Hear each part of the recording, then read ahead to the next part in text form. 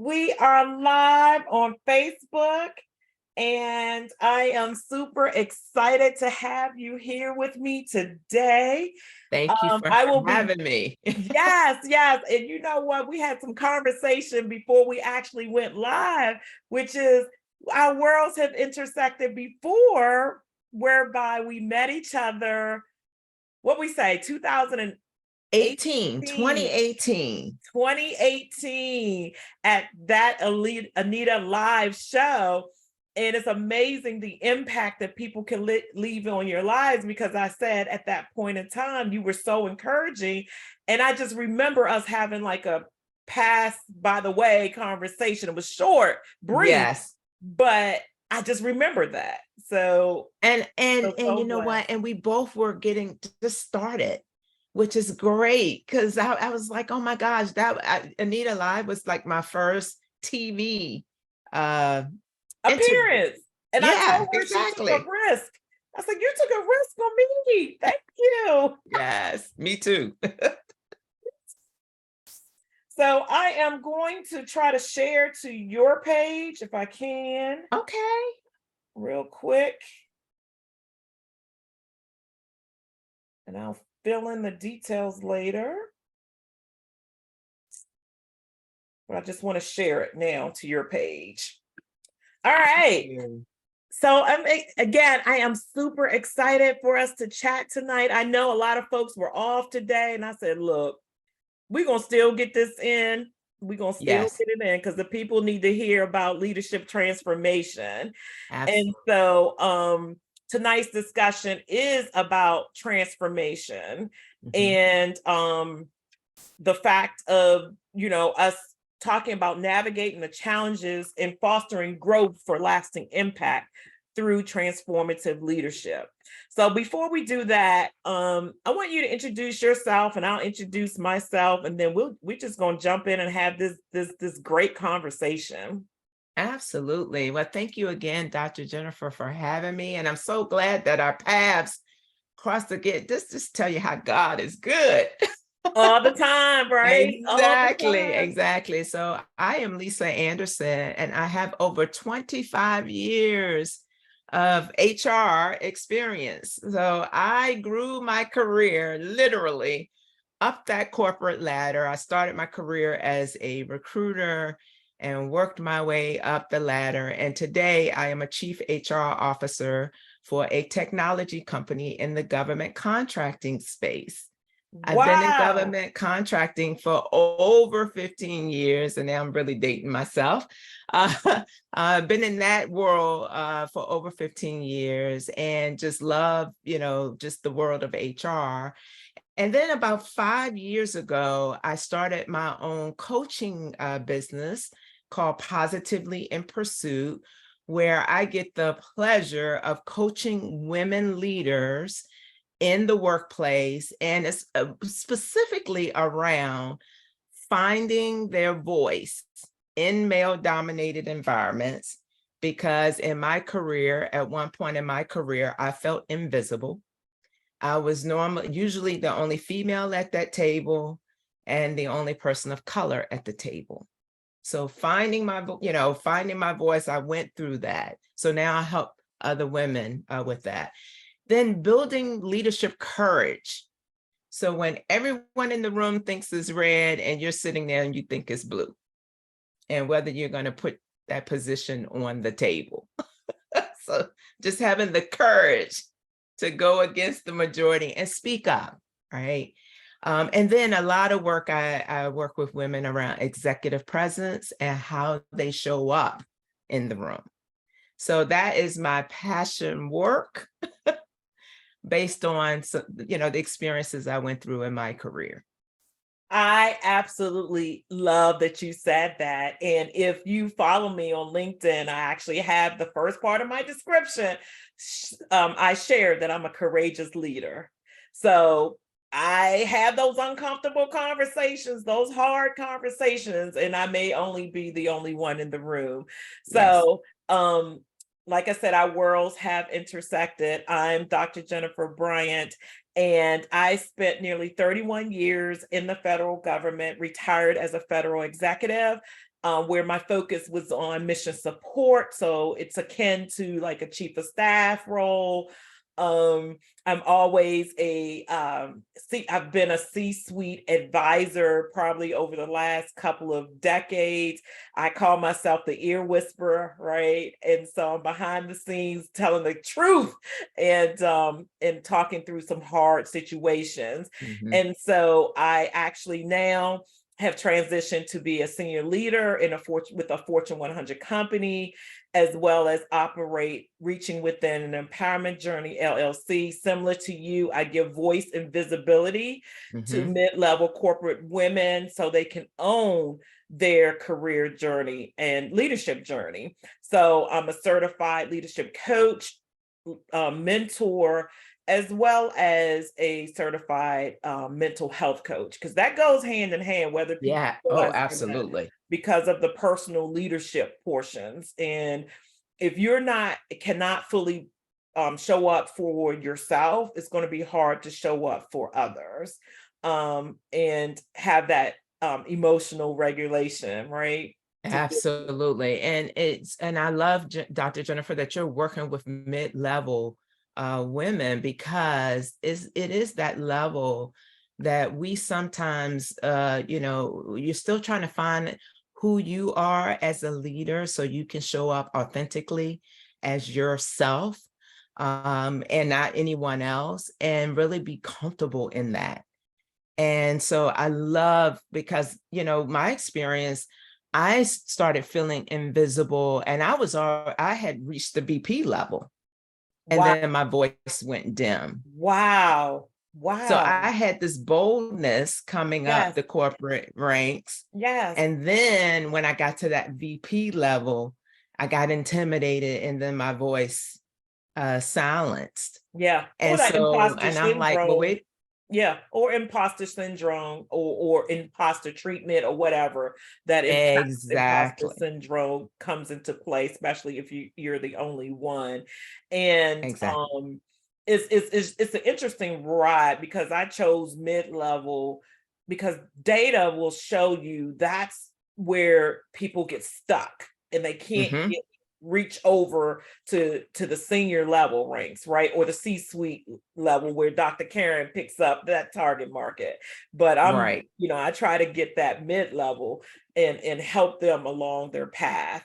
So um going back to transformational leadership, right? Mhm. Transformative leadership. How would you define it? Yeah, so I define transformational leadership as leaders who have that ability to motivate and inspire their teams, which, and I know we're going to sort of get into this a little later, but, in the past, that might not have been the thing. There's a difference between managers and leaders. And, every now and again, you really get that leader who cares about their people. They have the high level of emotional intelligence, yet they have empathy, and they really have the concern of their people. And so they lead by example, and their people will follow, because they motivate and inspire, and they support that, their teams, or the people around them, right? So that's what I've seen in the workplace.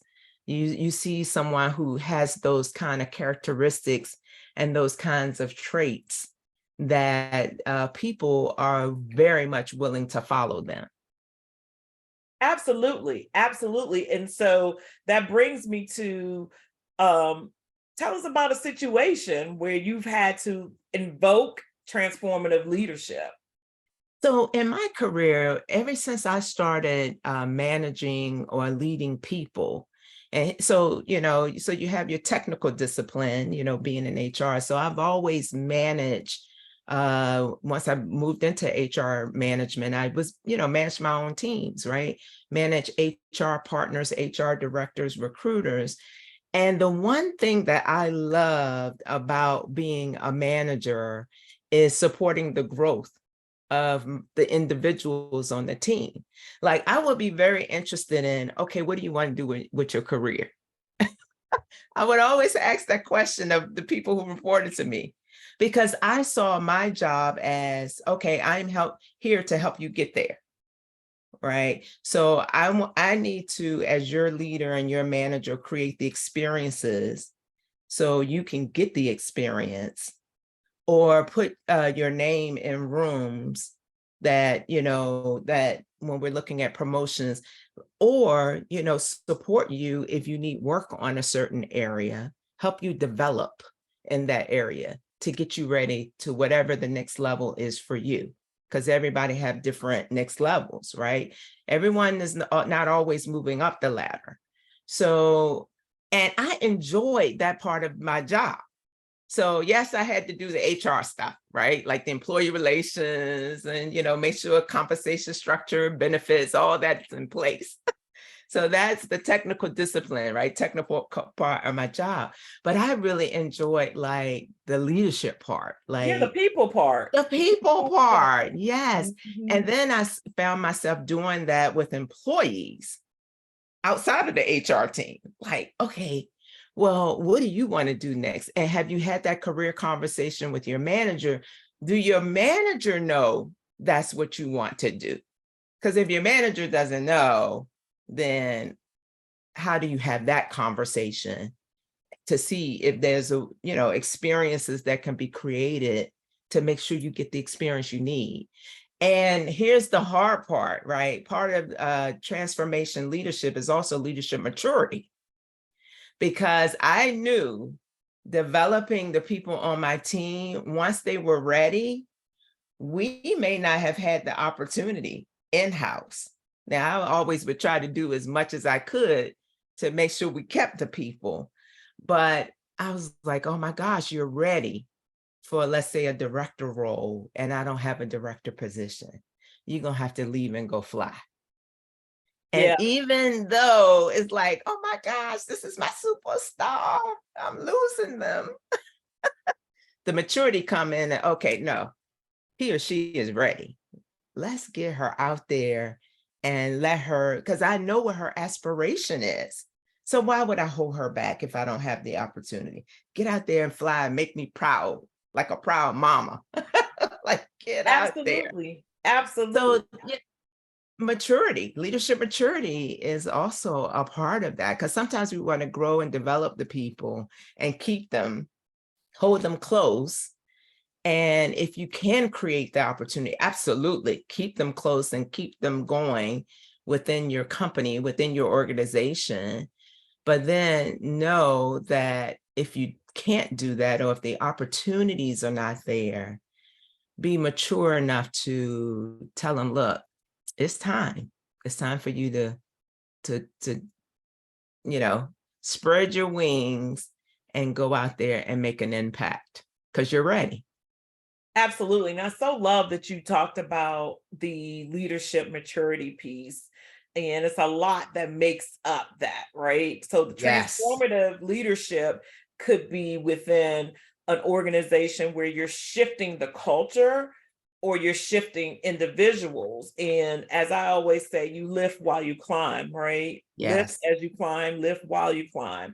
And you can't hold on to an individual, and you can suggest to them or recommend, if you know of an opportunity for them, hey, I know about this over here, maybe I can talk about that on your behalf.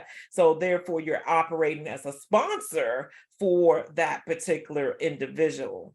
Absolutely. And and here's from the organizational standpoint, if companies and organizations are having those talent review meetings where they can strategically and intentionally get a person, ready, right? Like, so you identify those top performers or those superstars, and then start to strategically and intentionally develop them to get them ready for that next level. So when an opportunity opens up, they're ready.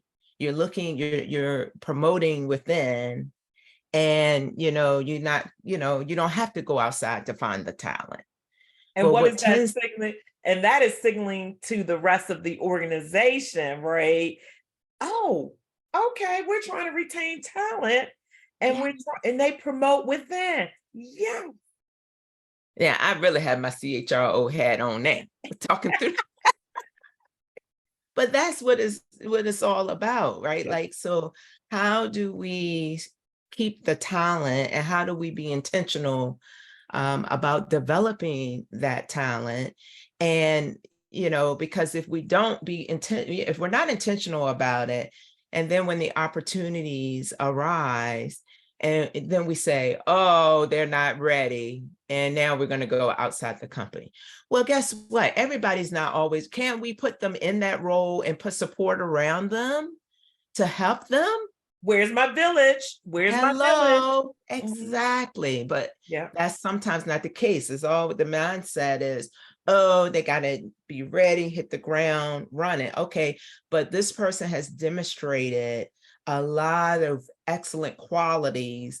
And just because they don't have this piece over here, what can we do to develop them and get them that piece and put support around them, right? To help Correct. them grow into the role, right? And that's how you keep great talent, excellent talent, right? And that's when I talk about like going back to the retention piece and the risk piece. So you rather spend the money to bring a new person in and ramp them up to learn the culture, to learn the Yes. job, the role. In that time frame, we could have placed so and so in the role, got them ramped up in terms of the level of support that they need. No one, as you mentioned before, is 100% ready for a job. That's my belief, right?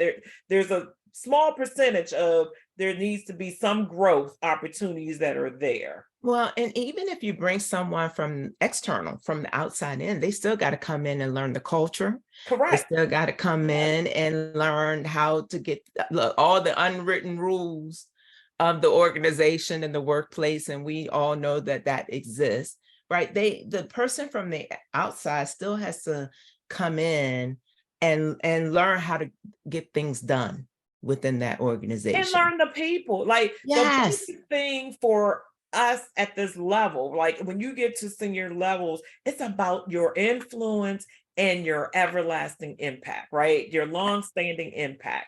So while I tell, because people often wonder, like for me, like I'm in rooms with EVPs and SVPs and MVPs, and they're like, how is she in that room? Because I'm influencing, Hmm. right? I'm Absolutely. managing upwards, right? I'm bringing in the problem. I'm bringing in the solution. I'm bringing in the people, my network, right, to get things done. Well, also, Dr. Jennifer, you have built credibility, Mhm. and that credibility has put you in those rooms, right? And then you're able to have the influence because you have that credibility, right? So, and the work that I'm doing with women is, okay, if you want to be influential, how are you going to build the credibility? How are you strategically and intentionally developing that? So the book that I wrote during COVID is called Invisible Professional to Influential Leader. How do you Oh, I love that. transform? Yes. Yeah. And Yes. again, this that tip book that, if I can help another woman that to make that shift, like I had to, where I felt invisible. How do you make that shift from feeling invisible to now having the influential and the impact and adding the value and contributing? And So that's it's why I tell folks that, becoming an author is more than becoming an author, right? It's like in the instance that you just shared to the audience, you are scaling your leadership. And there are various ways you can scale your leadership. While you may not meet the readers of your book, you're making an impact by the knowledge that you are sharing with them and proven methods and techniques that have worked for you. Understand each situation is unique. I get that. yes, I get that. But that's another way that folks can learn. And I know that earlier in our conversation, we were talking about empathy and emotional yes, intelligence. But what role does that play in transformative leadership? Well, again, you have to have the care and empathy. And I'm going to probably jump ahead a little bit Yeah, because that's fine. now in this workplace, this workforce that we're dealing with today, the workplace of today, now we have more remote employees, and employees have, some companies have returned employees into the workplace. Others have made decisions not to. And so engagement is another part of that. And how, as managers and leaders, when you have people that you're leading and managing remotely, how do you keep that engagement going? And so that's a new competency that probably pre-COVID, a lot of our leaders and managers didn't have to so much worry about. Now you have teams home, 3 or 4 days a week. And how do you keep them engaged? How do you keep the connection with your employees when you're now leading remotely? So that's another one. Another thing is our employees are dealing with a lot more different things than probably, I would say, 5 years ago. Mental health is a big one. Family challenges is another thing. And so if you don't have empathy, sympathy, and the other one is flexibility, Correct. Correct. that's a big one. Flexibility, because you're, as a transformative leader, you're leading or managing the whole person, not just the work person. So to believe or think that what's happening in people's personal lives are not impacting their work life, that is a huge mistake to make. And so We're humans. We're humans. We're humans exactly. So and as an not HR robots. leader, Mhm. I have to, sometimes I'm reintroducing that, like, right? Okay, we had a person that was performing very well, and now all of a sudden performance has declined. Okay, let's take a look. Is there something going on outside of the workplace that's impacting this person? And so as leaders, we have to keep that in mind, right? Because again, we're managing the whole person, not just the person that shows up at work. So, so that's, to me, where empathy and sympathy, flexibility, those things come into play, that we're humans. So, look at the whole person and And you not just one also, the aspect. emotional intelligence piece of it too is that you're reading the room. Like you Yes, said, when you gave the example, you had an employee that was a high performer, and then all of a sudden you notice a decline in the performance. Okay, ding, ding, ding, something is happening, right? Like, exactly. let me stop for a second, let me pause for a second, and let me ask that employee, what are ways in which I notice X, Y, and Z?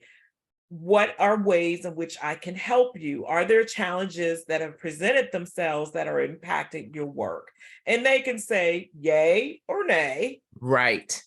Right. But here's the thing, a lot of our leaders and managers are very uncomfortable having that conversation.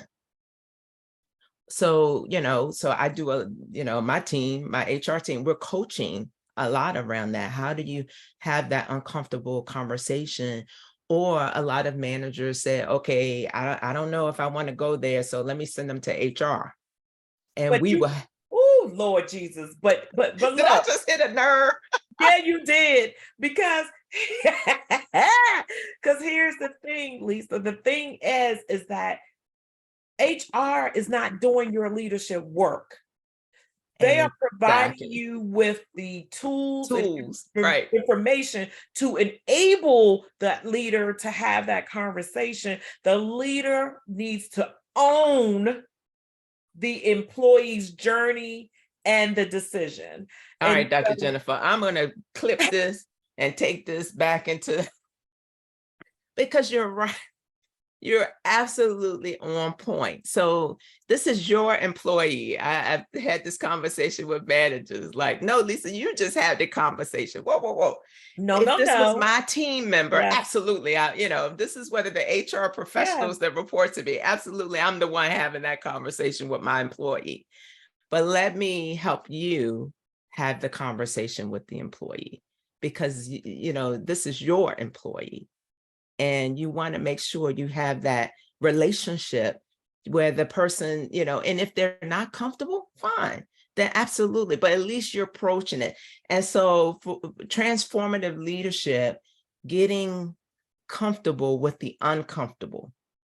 And some leaders don't want to do that. They're like, I don't want to touch that. Some leaders don't want to do it because they're afraid they're going to say the wrong thing and get themselves in trouble. Okay, well, that's why we're going to coach you. We can role play. Let us help you with getting comfortable with this, because this is the way, the way of the future, to have conversations like this with your team, your employees.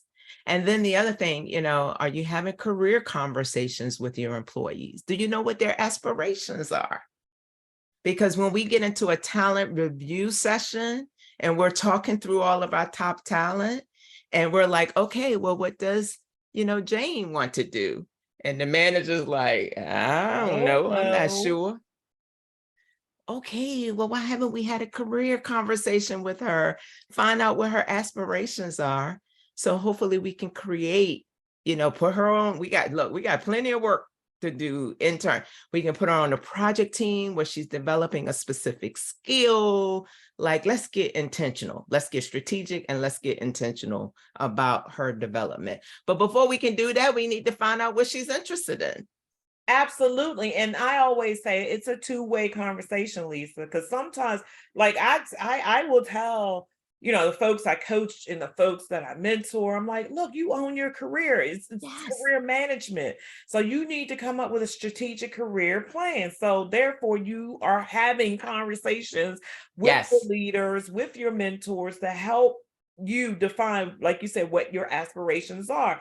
And sometimes folks may not know what their aspirations are, Right. but it's incumbent upon the leader to help draw that out through various coaching questions or just engaging, just watching. Like you may say to an employee, hey, I noticed the way that you led that project over there. I'm wondering, no, not forcing this on you, but I'm wondering, are you interested in advancing your or enhancing your project leadership, project management skills?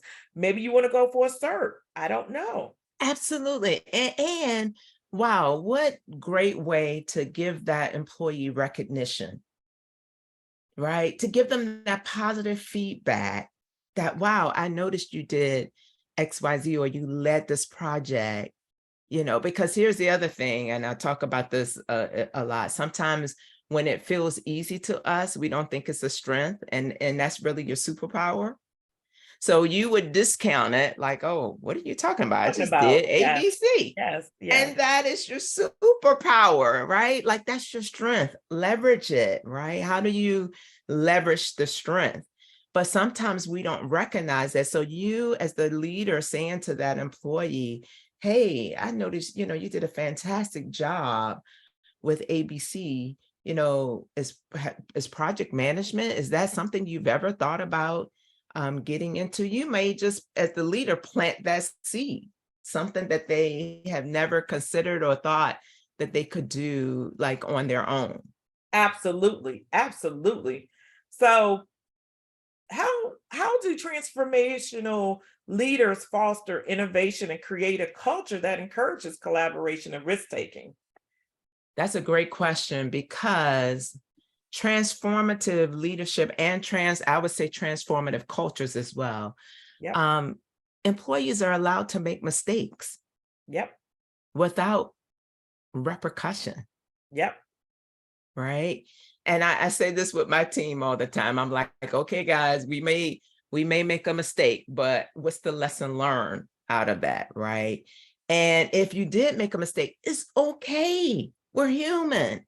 Okay, so let's rewind that and figure out, okay, what's the lesson learned and where did we go wrong and how do we get it back on track.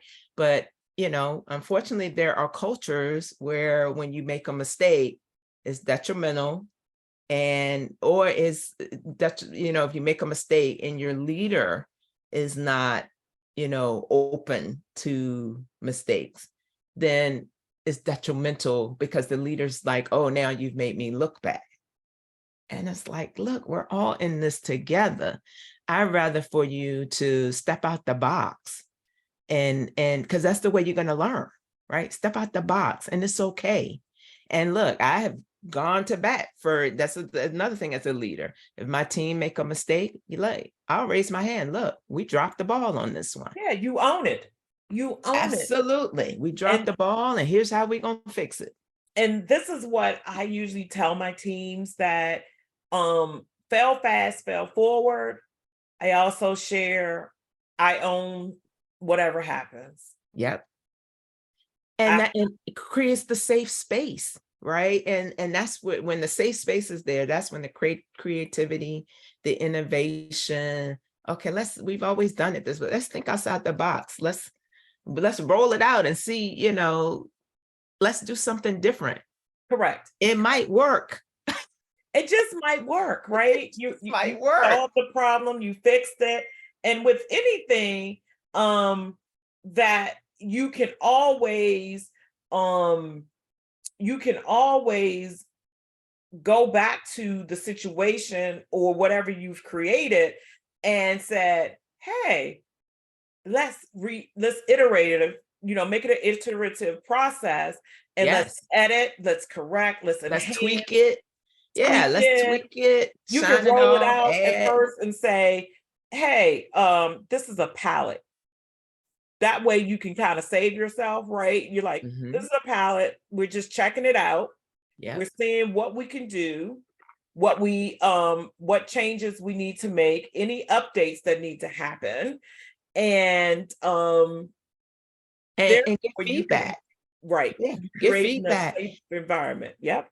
Yeah. So if the culture or as a leader, you don't create that space, that safe space for your team or the employees to, if your employees are so afraid they're going to make a mistake, that you're not going to get the creativity or the innovation out of it. Right. Or if your culture doesn't support that, right? If they see people make mistakes and, the team is shunned across the company, you think they're going to step out? No, but then, Lisa, okay. Let's have the real conversation. Not that we're not already, but, let's have the conversation about, okay, if they're not allowing you to be a risk taker, then you have to ask yourself as a leader, and then as an employee, is this the right place for me? Does it align to my value system? Absolutely. And why try to keep, bumping up your head up against the wall for a culture that does not naturally fit or organically fit? 100% agree. And sometimes, and I'm going to take this, and sometimes specifically as women leaders, we will stay in the culture. We would. Yeah. And the culture is violating all of your top values, like the values that are very important to you. But we tend, for whatever, we stay longer. Why? Why is that? I don't know. I think just Lisa Anderson's opinion. Because I can't answer for everybody, but sometimes I think we're fearful of making the move, like the what if. Yep. Or we think we can change it. Yep. And we would tend to stay and okay, because, we don't want to take the risk to move on. But, staying in a toxic culture, when it starts to be detrimental to you personally and your mental health, that is not the place to be. And it's interesting you say that, because I'm like, should my next book be on toxic culture, how to navigate a toxic culture? Yeah. And when do you make that decision? When do you make the decision to leave? To say, this is, this is not for me. And and it's time. It's It's time for me time. to go and move on. It's like a Um, relationship. You're like, okay, when is it yeah, time? But part of absolutely. that is going back to leadership, having that self-awareness and being able to establish those boundaries. Yes. And to me, for me personally, the self-awareness came for me is when I really got clear and clarity around my like top 5 values. Correct. Because, I never took the step back to hone in on what that really meant for me. And then once I got clarity and more clear about it, then I could roll that movie back and say, so one day I was miserable. Correct. This was violating one of the top of my I'm very pushing top myself against something values. that it doesn't Yeah, work for me. Yep. not in alignment. And I was wondering why I was so unhappy, not fulfilled, unsatisfied, and just miserable. And I just couldn't put my finger on it. But now that, I've done that inner work and like, ooh, I'm very clear, like on the boundaries here. And anytime I start to feel uncomfortable, I have to check that, right? I have to do the same, like, okay, why am I struggling, or why am I uncomfortable with this? And it's normally because it has rubbed against one of my top values. And then I have to go Absolutely. back and address it because I'm not going to be okay. You're not going to be I'm not okay. going to be okay. And you can't transform a culture or organization if you're not okay. Right. I'm not helping anybody if I'm not okay. Correct. Like my Correct. team, I'm not helping anyone. So my colleagues, because I'm a part of a C-suite, right? So I'm at the C-suite level. So I have my colleagues. I'm not helping anybody if I'm not in a good space. Absolutely not. And interesting enough, I'm going to go to the next question, right? Mhm. So, what strategies or practices can aspiring leaders adopt to develop their transformative leadership skills? Are there any specific training or professional development opportunities you recommend? Yeah. So first of all, if your organization, I said take advantage of any training your organization has, right? But also the other part to that is, I know everybody says, hey, get a mentor, get a coach. But I strongly encourage you, if you do one of those things, a mentor or a coach, be strategic and intentional on what skill you're trying to develop. Because, I had more than one mentor. I had mentors for certain skill Right. sets. Like Exactly. I knew someone who was, she was excellent at executive presence and showing. So I asked her, can you develop me in this area? And Right. Lisa, let's I'm sorry to interrupt you, but look, I'm gonna bring out my water, hint water by the chance. Look, I gotta take a drink of water before I ask you this question. Look, Lisa. So they throw out the word executive presence a lot.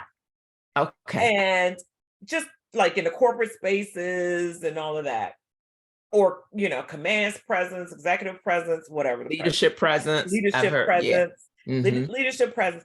What exactly does that even mean? I mean, I know, but I'm just saying for the audience, what does that mean? Well, so it's complex, right? Like sometimes you see it and you can't put your finger on it, right? But there's to me, this is the definition that I use. There's 3 components to it.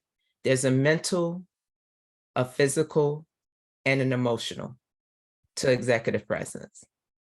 So the physical is that confidence, walking in the room, you got that whole confidence thing going on and you haven't even opened your mouth, right? Like everybody's like, oh, who is that? Right? That's the physical. Then you have the mental part. So the emotional intelligence, being able to connect with people genuinely, and business acumen, like knowing your stuff, knowing your craft, knowing knowing your whatever your technical discipline is. So that's the mental piece of it that's coming in, right? And again, that's when once you start opening your mouth and talking and whatever you're doing. And then the emotional piece, reading that room, having the emotional intelligence to be able to genuinely connect. And this is where I hear from some of my introverted clients, like, oh boy, Lisa, you tell me I got to go somewhere and network. Look, I'm not telling you, you got to talk to everybody in the room and be Right, the social right. butterfly, like out there. Woo-hoo. No, as an introverted leader, absolutely. You could be strategically, intentionally, and go in and connect with the top 3 people one That's on one. I'm not talking about standing in front of, like, just making the genuine connections. And then the extroverted people, they may do 15 people because that's just they in their space, right? But make the 2 to 3 genuine connections, and you don't need to work the whole room and be out there. So, but yeah, that's to me the executive presence. And when you find a mentor that can do all 3 of those beautifully, and you've watched that person in spaces, and you're like, whoa.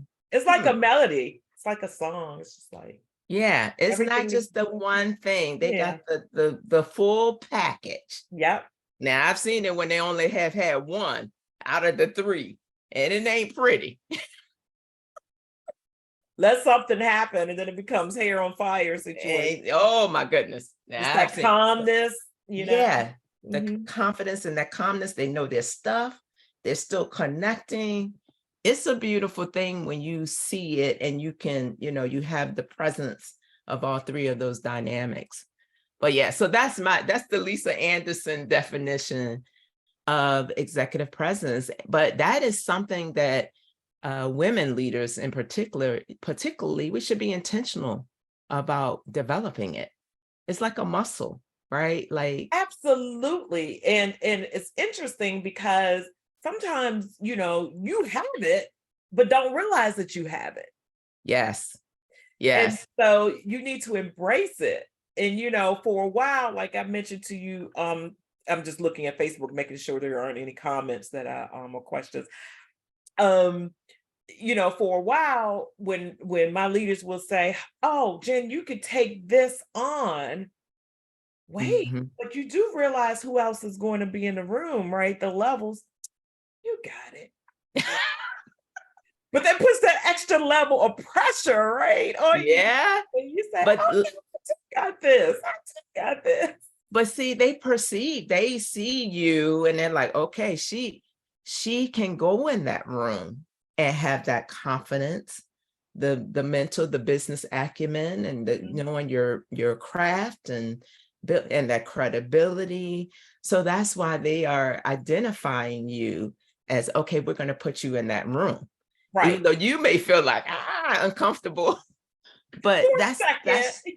that's part of the executive presence, Yes. right? They have Yep. confidence because they've seen you in action, and they're like, oh no, we need to put her in the room. Right. So as we are developing, whether it's the mid-level women, senior level women, it's about helping them to realize the beauty of what their presence will do inside of a room and how they show up. And I have a quote that I use often, which is, "You are interviewing every day, whether you realize it or not." Oh, In I love that. parentheses, you are interviewing every day. So whether you're inside a room or outside a room, I guarantee somebody's watching you and potentially Mhm. for that next opportunity. So Oh, you have to ask yourself, how are you showing up? absolutely. And the topping on top of that, how are you showing up? And are you showing up in your as your authentic self? Because I can tell you, if you're not showing up as your authentic self, you're going to get tired Oh because my God. you're showing up as someone that, I mean, if it's not true to who you really are, then it's going to burn you out. You're going to be exhausted. Yeah, that goes to a deeper conversation Yeah, because that's a whole nother. that's a whole nother, because we can get into code switching, we can get Yeah, into like a whole nother conversation in terms of you may not be able to fully show up as your authentic self. But you're absolutely right. I have had leaders to say to me, like, whenever I'm prepping for a meeting with another leader, I was like, what, I typically ask, like, are there any recommendations, or what recommendations you have for me when Hmm. I go speak to that person? This is my plan. This is what I'm planning on saying. And typically what people say to me, my leaders will say, or other leaders, just go in as yourself. Jen, just go in authentically you. And I'm like, okay, then you sure? Are they gonna be- Yeah, you have to, because showing up any other way is not doing you any, any service, right? And sometimes, look, I tell people, especially with me being in HR, I say, look, I'm not everybody's cup of tea, but that's okay, right? As long as we're professional and, we can certainly uh, get the job done, common objectives, whatever we have, right? The job is going to get done. But, but it's okay. But because I'm showing up as my true authentic self. This is me. Absolutely. And the thing is, as leaders, um, it's about us all addressing whatever that problem is together, right? Like, we're Yep, addressing the problem, we're attacking the problem and not the person. exactly. And so as we work together, collaboratively together, that's where the focus should lie. Um, Right. right? And so, Absolutely. not on Absolutely. that person.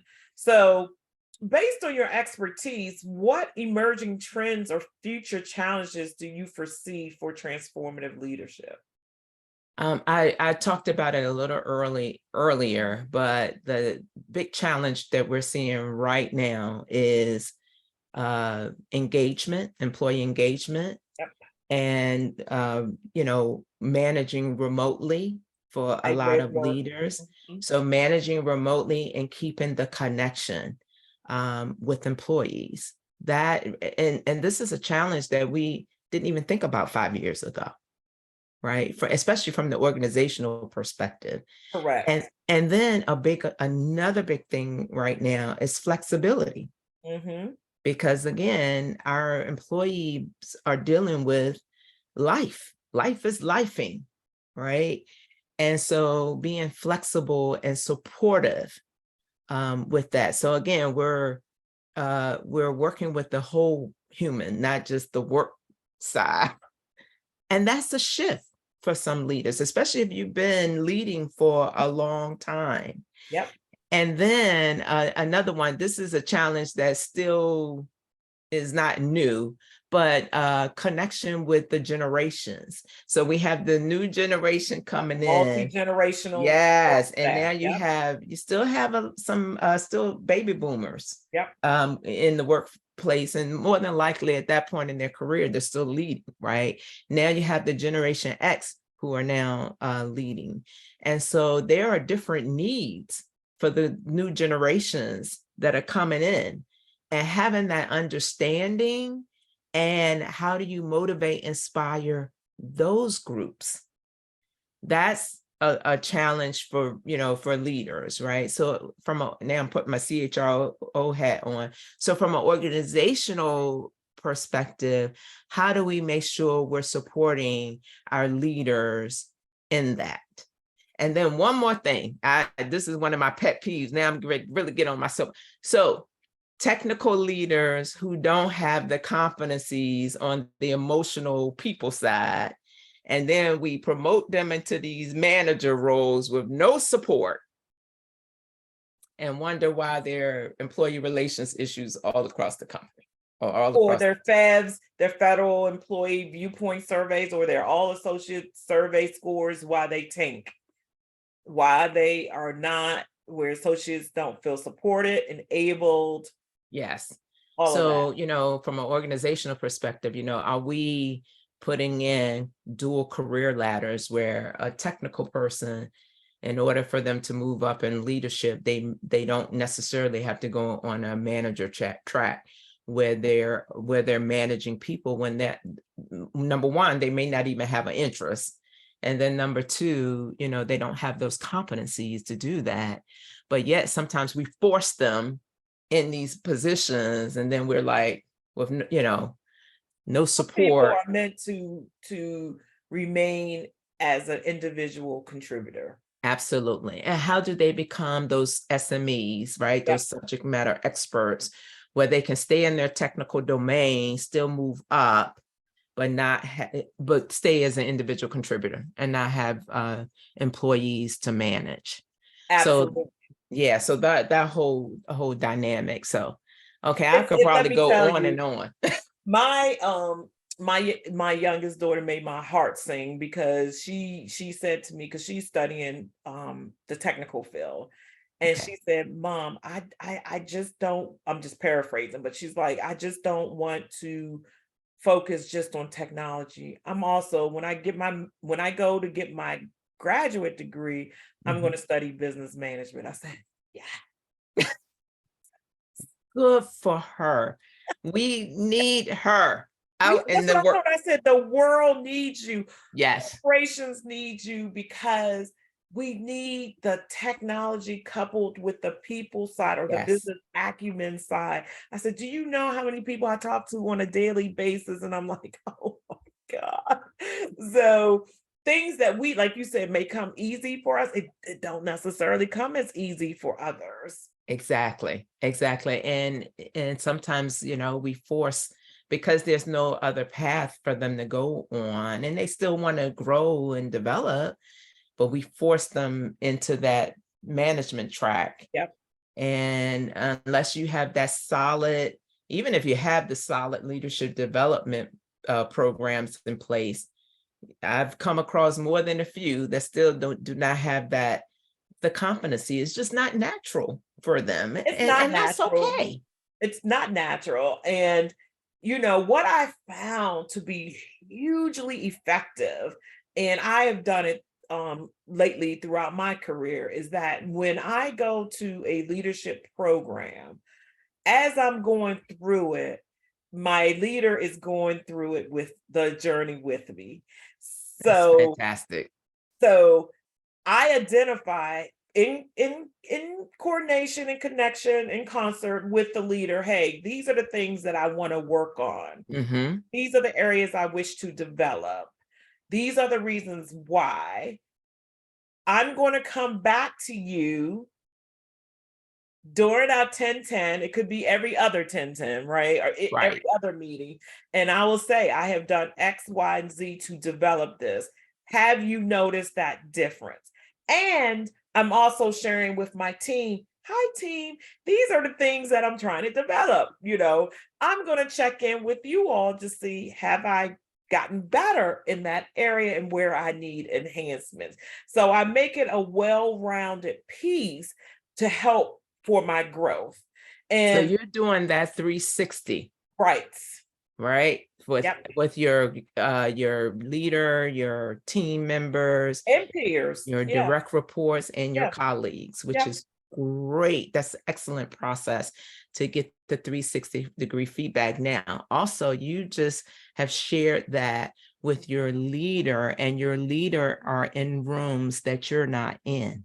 So now he or she have, so when the opportunities and the leaders at the C-suite or whoever are talking, now he or she, they're armed with being able to say, oh, I know what Jennifer is Yes. working on. I Yeah. know what her aspiration is. Yes.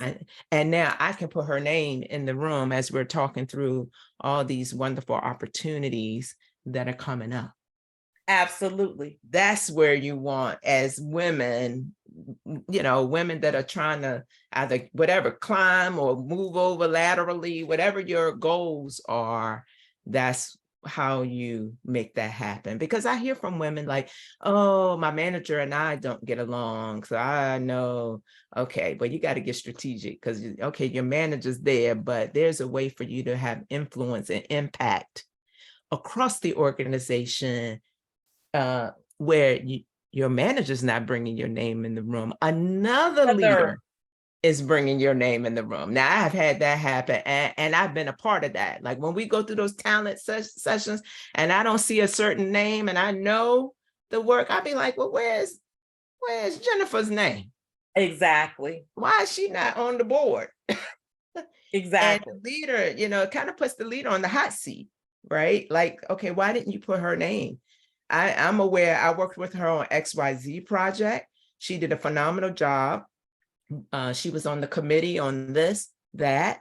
So why isn't, why is her name not in the It's room? interesting you said that, Lisa. Have you been following me? Because that did happen to me.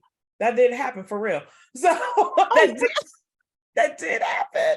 And I was it like, happens whoa. more often than not, unfortunately. It is, but it's one of those things of like, how is it that somebody outside our house can come inside of our house and say, why aren't you seeing this remarkable talent? And maybe there are environment and spaces that have been created for that individual to show off their talent that way. Maybe it's a comfort level. And maybe, Lisa, we got to get out of our own way. Like, so what? You don't like the manager. Okay, fine. Figure it out, right? Right. Figure it out. Figure out what problem you can solve for that manager, what ways that you can give that manager a lift to their work Yes. that they won't have to worry about that you got. All of that will get worked out because it's like, oh, they're able to solve X, Y, and Z. Keep your mind focused on the right things. Right. That's what Right. I would say. Oh my goodness. That's how we get caught up, right? That's how we get caught up. And And then that is a juicy nugget, because you're right. Next thing you know, you're caught up, and next thing you know, everything is going around you. Opportunities are passing your way, and your eye is on the wrong prize. oh Because yeah, and that's how you become victimized and then you self-sabotage, right? yes, And those aren't good ingredients for a transformative leader. right.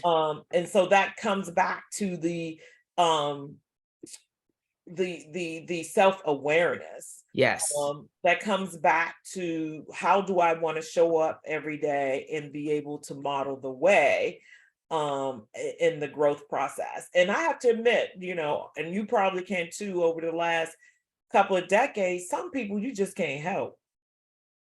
yeah. Yeah, I have seen that, have had that experience, seen it as well. But yeah, you got to take ownership of your career and take ownership of your stuff, right? Correct. Like I had to do that inner work, right? Like that mindset shift, like the whole thing, questioning myself. Okay, why do I feel invisible? Like, what is it? Now, I did get a coach to help me through some Yeah. of that, right? But I had to do the work.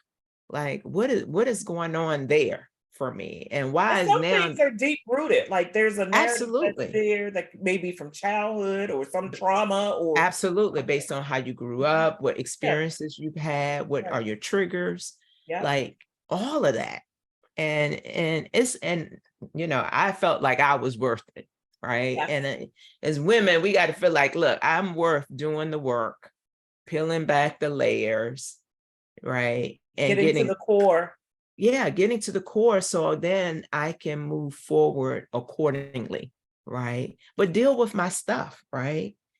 Because I might have put more stuff on me than the external world has put on me. Yeah, and I've been working on this, doing this last year about giving myself more grace Oh, and permission. Yes, and permission absolutely. and permission. Yes, Like, why am I what why did I set that for myself? absolutely. Absolutely. I don't know why we do that to ourselves. Look, Lisa, this has been a great conversation. We're already at 7:59, believe it What? or not.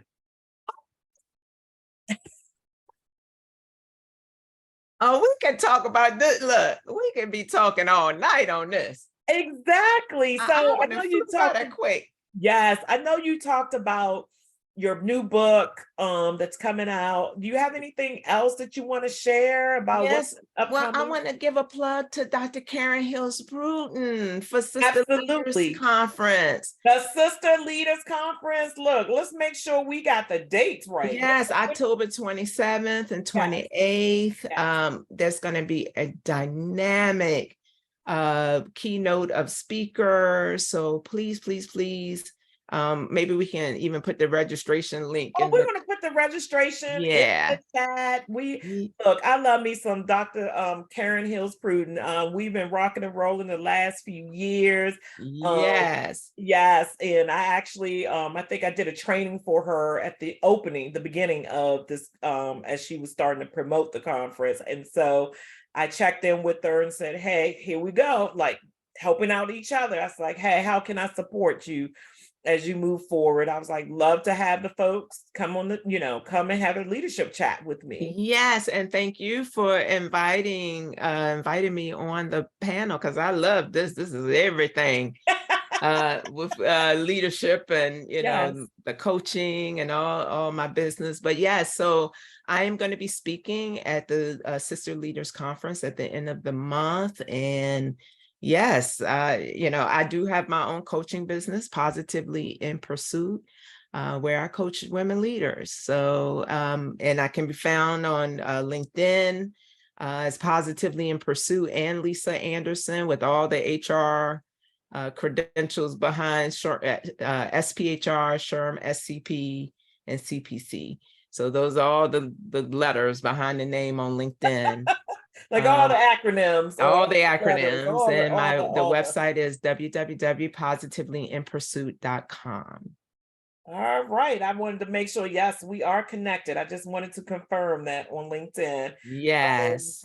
so thank you again for spending the time with me. And hopefully you can stop by and attend my I- summit. yes, I'm coming. I told So you. step I done bought into. me a ticket. I'm going to buy me a ticket for December 9th. Look, I'm gonna put the bit.ly link right in the chat, but yeah, step into Leadership Greatness Summit that will be held on December the 9th from 1 to 4 p.m. And I kind of shared with you before we got started on the live some of the goodness that's happening, that my authors from volume 1 of Step into Leadership Greatness, Leadership Isn't Just a Title, and some of my leaders from volume 2, Step into Leadership Greatness, Leaders Producing Leaders, authors will be there as speakers. We're going to have a variety of discussions. And some may say, oh, there are tons of leadership conferences and summits out there. What makes this different? What makes it different is that we're going to have individuals who give you practical tips and applications. It's going to be an opportunity to network. It's going to be an opportunity to have some hors d'oeuvres. I have, like I said, a celebrity nominated chef who's going to be there the entire time. So you can kind of get food, we can munch, eat, and talk. It'll be panel discussions, like I said. But here's the other differentiator. The other differentiator is you have me as the visionary I have 3 components. I'm a federal government retiree. I am a Fortune 100 senior leader, and I'm an entrepreneur. So that's three different things, right? 3 different industry segment in the marketplace, and I'm able to share my leadership. So I'm excited. We're gonna have fun together. That's I going to won't be hold you great. hostage all day. We just talking about from 1 to 4 p.m. So I'll drop the link actually in my on Facebook Live in the comments section so people can register. Sounds good. All right, I'll be in the place. All right, I'm gonna be looking for you now. Yes, absolutely. All right, thank you so much. It was Thank a you, pleasure Dr. being with you. Jennifer.